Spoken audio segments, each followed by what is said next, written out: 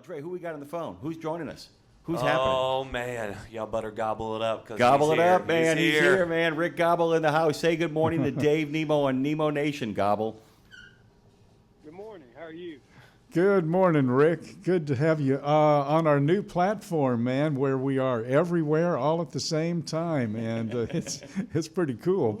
So, well, yeah, you and I talked about that, and we're both kind of excited about it. So, yeah, I think it's a good thing, and look forward to it.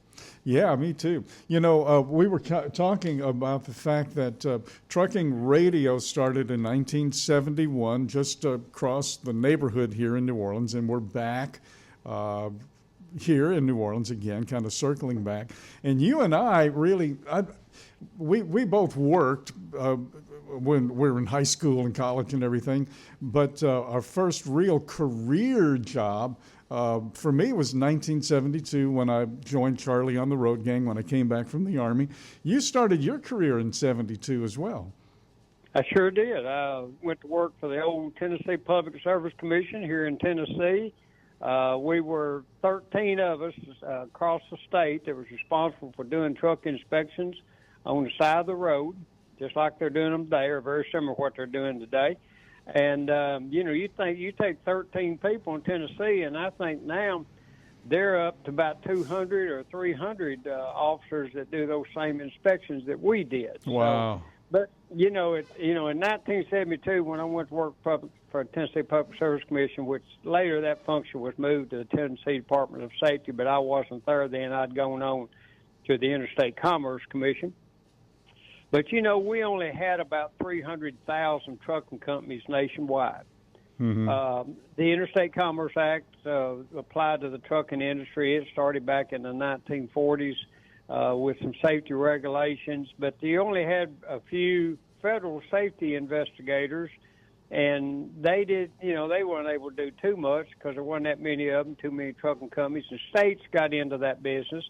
They started requiring authority to operate intra-state, and they started setting up establishing some safety roadside safety inspections. And of course, that's where it's blossomed. That's where the seedlings were planted for what we have today, and today we just got a massive bureaucracy that regulates the trucking industry and does the roadside inspections on the side of the road. So it's really grown from 300,000 trucking companies since 1980 when we deregulated the trucking industry. There was about 300,000 at that time. Today there's 1.3 million different trucking companies in the United States of America, and that's amazing. That just tells you the growth of the trucking industry. Now, what's that now? That's 45 years. So I expect it to continue to grow. I expect the number of trucks on the highway to continue to grow. There'll be changes here and there, but I think that we're going to see the trucking industry like it is for probably the rest of my and your life and on beyond. That's a 400% increase in the number of companies over that time period. 400%. That's right. To go from 300,000 to 1.3 million, that's over 400%. That is really amazing. And the other thing is, too, it's amazing, you deregulate an industry, which means you have to create a vast bureaucracy to take care of the deregulation. I mean, that's what's crazy about it, in the sense that once you deregulate, you allow a lot more people into the market, but then you've got to have a whole bunch more people regulating the people who are coming into the market. So it's kind of, doesn't matter which way you go, you're going to increase the bureaucracy. It's just one of those realities, right? Yeah, it is. And, the difference in trucking, and let's look at the airline, for example, the Federal Aviation Administration, they have a huge number of employees. They have nothing like the number of trucking companies that we have in the trucking business. Now, we have established the MCSA, the Motor Carrier Safety Assistance Program, and we have funded state roadside inspectors to do what the federal inspectors used to do. And there's still some federal inspections, but not many. 99% of them are conducted by the states under the FMCSA MCSA program. So I forget, they publish a number of MCSA officers across the country, but it's a very large number of MCSA officers, and about $500 million a year of funding comes from the Federal Motor Carrier Safety Administration to the state agencies to conduct these inspections. Are we better off? Well, I think we're better off.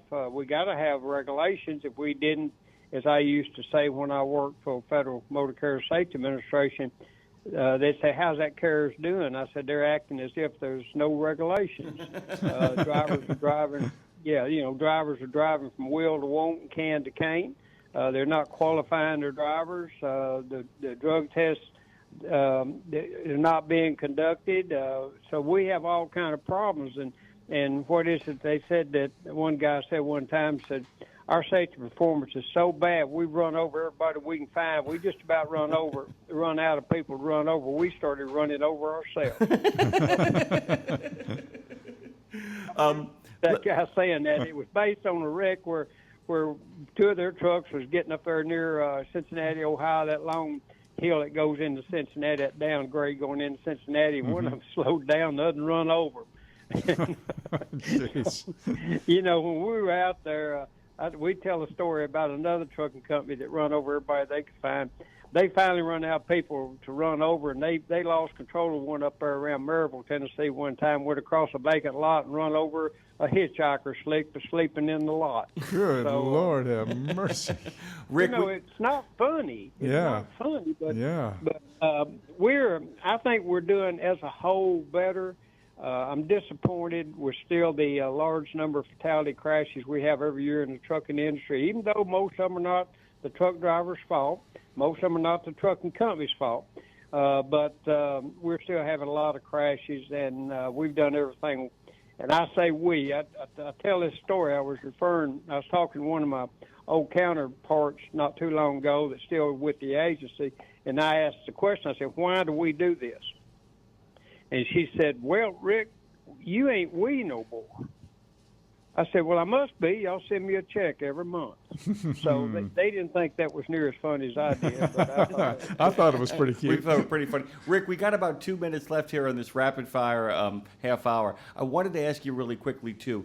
How do you think when they start enforcing the English proficiency here in a couple of weeks, do you have any thoughts on the best way to go about doing this to make sure it's a consistent and objective? Because it is important, but people want to make sure it's done right. What are your thoughts on that? You got about 2 minutes, and then we got to swap over. Well, yeah, I'm not for that. I don't know that there's been anything established that says that somebody who cannot speak English is unsafe to drive a truck. Now, what are you going to do down there on the border with all those truck drivers come over every morning? Every morning they come across. I've been down there at Otay Mason, some in border crossings when I was with the agency. Those guys cannot speak a word of English, and we got all those federal people and state people out there doing the inspections every morning. And, I don't know. I don't like it. It's too subjective. It's going to be a real problem.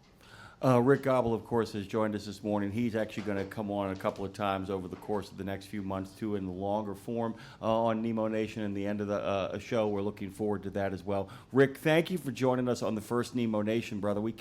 I miss you. I haven't talked to you in a while. It's so good to have you on. Thank you for being part of Dave's new adventure.